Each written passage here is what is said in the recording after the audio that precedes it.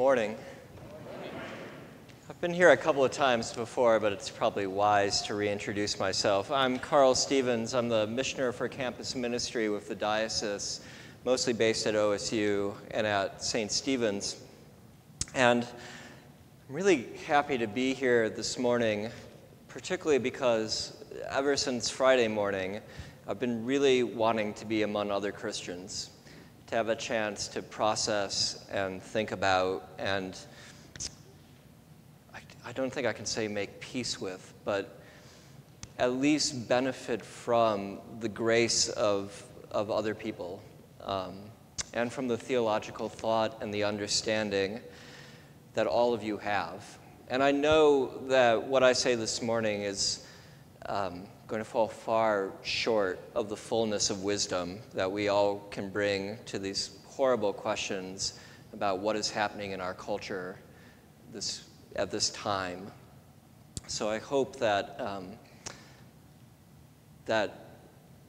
if you have different thoughts about anything I say, you'll talk to me and to each other about it this morning, because this is what we do for each other, right? We help each other make meaning out of things that are often meaningless. But I can offer this when I think about the horrible deaths this week of Alton Sterling and Philando Castile and the 5 officers in Dallas, Brent Thompson, Lauren Ahrens, Michael Kroll, Michael Smith, and Patrick Zamarripa. It seems to me that we are living in a time where our culture is feeling the undue influence of two spirits which I would almost feel safe in calling demonic. Spirits of the age that St. Paul might have named as powers and principalities, those spirits, demons in our society that seem to grab us and hold us and control our thoughts and our actions whether we want them to or not. And I feel that those two spirits at this moment can be named as a demon of racism and a demon of vengeance that are affecting all of us in these terrible ways. And for a long time, I've understood racism in that particular way, as a power, as a principality, as something that governs our lives whether we want it to or not. I have gone through enough anti-racism training that I've been made aware of my own inherent racism at times, that I, having grown up in this world and in this system, have in some ways internalized part of it.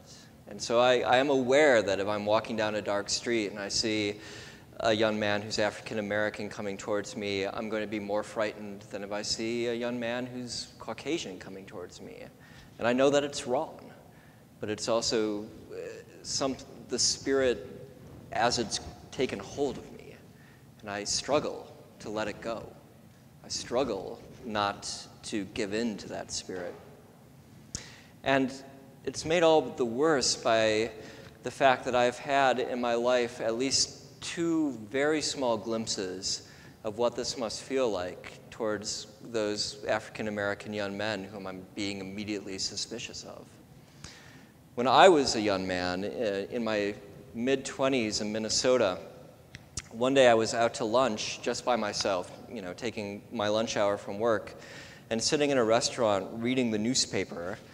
And as I was reading and waiting for my food to come, I saw that 2 women had been seated at a table nearby me, and that for some reason they were giving me dirty looks.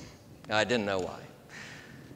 But then my food came, and I had newsprint on my hands, so I got up to go to the bathroom to wash my hands. And as I was going towards the corridor that led to the bathroom, I noticed that one of the women from that table was walking in front of me.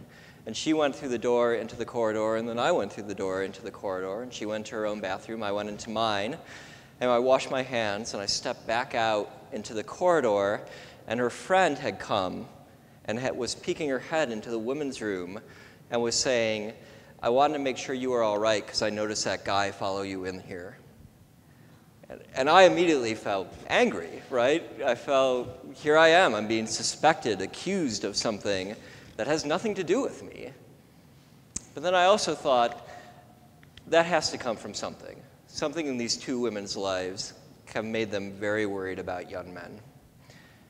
And then as I went and I sat back down at my table to eat my food, I realized as well that this tiny little glimpse I had caught of unmerited suspicion was the life that most African American and young men my age were living all of the time. And that if I felt frustrated and angered by it, how must they feel, right? What must that be like to walk around with the realization that the people around you are always suspecting you of something? And then about 6 months later, in wintertime, my car was in the garage, and the garage had given me a loaner car, and it was a total piece of junk. Like, it could not go over 45 miles per hour. So I had left work, and I was going to a meeting at the cathedral where I was a member, and I was on the highway and going, 45 in a 65-mile-per-hour zone. And so it should not have surprised me that I got pulled over. And the officer came to the window and he asked for my license and for my registration. I gave him my license. I said, I don't have a registration because it's a loaner from the shop. And he went back to his car, and then there was this period of waiting, which I couldn't really figure out. And then he came back and he said, it's all okay. The reason I pulled you over is that the license plate on the car does not match the make and model. But I called the garage that it's a loaner from, and they were just trying to get out of paying a license fee and had switched a license plate from another car onto this one. But then it was what he said next, which was really troubling. He said, it's a good thing you're clean cut, because if you had been a lawn hair, you would have been down on the ground with a gun in your ear. And I drove away. But as I drove away from this unscathed, I thought, yeah, it's a good thing I'm clean cut. It's also a good thing I'm white. Because if I had been African American, I probably would have been down on the ground with a gun in my ear as well. So this week, when we heard about the news of the death of Alton Sterling and the death of Philando Castile, my first response was a great deal of anger towards the police. And it may be true that some of you also shared that anger, right? Because we've heard of this again and again and again in this past year. This horrible thing has kept happening. And when I woke up on Friday morning, I felt convicted in part. Convicted by the power of that anger. Because no matter how justified it had been, it too had allowed me to catch a glimpse of that second spirit, that spirit of vengeance, right? That wants to reach out and strike back and claim somehow that it's justice. And as I looked at the name of those 5 police officers, as the news came in, as we learned who they were, what I couldn't stop thinking about was the police who had protected me at different moments of my life, particularly when I had been out protesting. Because in campus ministry, you do this a lot. I thought particularly about a time this last November when I had been part of a march put on by the Immokalee workers, who are farm workers, mostly Hispanic farm workers, and who have created this program, the Fair Food Program, where they get big grocery store franchises and fast food restaurants to sign on and agree not to buy from growers who are guilty of human rights abuses and to pay 1 penny more per pound of tomatoes. And of the big 5 fast food franchises, Wendy's is the only one that hasn't signed on. So we've been protesting Wendy's, trying to get them to sign on. And that day in November, we marched from Goodale Park up High Street to the Wendy's on campus, right by St. Stephen's. And all along the route, the police were protecting us. They were stopping traffic at intersections. They were riding by on their bicycles. They were making sure we were okay. And when we got up to the Wendy's, I don't know if you know this particular Wendy's, but there are apartments above it. and which students live in, and some of the students were unhappy with us for standing in the street and shouting, which is understandable. And they took speakers and they put them in the windows and they started blasting music out at us to drown us out. And I was standing close enough to two police officers that I heard one say to another, well, should we go up and issue a citation to those students? And the second officer said, well, everybody's making noise. And the first officer said, yeah, but these people are licensed to make noise. and what I loved about that moment was just the fact that they probably didn't agree with us or care about our issue at all, right? And yet there they were, willing to go and enforce a law to allow our voices to be heard. And then I also thought about Zash, who's a young woman from Uganda. One of the members of our service on Sunday nights has begun taking in people from Uganda who have had to flee because they would be killed because of their sexuality. And so Zash moved to the United States about 6 weeks ago. And about 3 weeks later, she was part of the Pride Parade. She rode in a car at the front. And the week after, I saw her and I said, so Zash, what did you think of the Pride Parade? And she said, when I was growing up in Uganda and people talked about America, I thought it was a fairy tale. Because in Uganda, you might put on a suit and tie and go out into the streets to protest anything, any issue, any political thing at all, and you will be killed. There is no protection for you and your voice. And so she said to be in this parade where people were not dressed, in a respectable way, some not dressed at all, and to see that everybody had a voice and could speak, but not only to see that, but to see that instead of attacking them, the police were protecting them. She said, this is an amazing thing. And I agree, it's an amazing thing. I've never felt prouder of my country than when I heard her say that, right?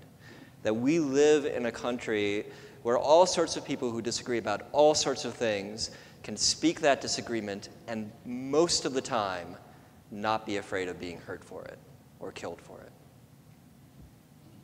On Friday night, we had been planning to go to a Black Lives Matters rally in Franklin Park. And of course, on Friday morning, it was canceled because of fear for our safety, for everyone's safety. And part of the tragedy of Dallas is that the Black Lives Matter movement and the police department were in very close contact. That in fact, before the shooting started, both sides were tweeting out pictures from the rally. And sometimes there were selfies taken with protesters and police together, right? And that the police were there to protect a criticism of them, right?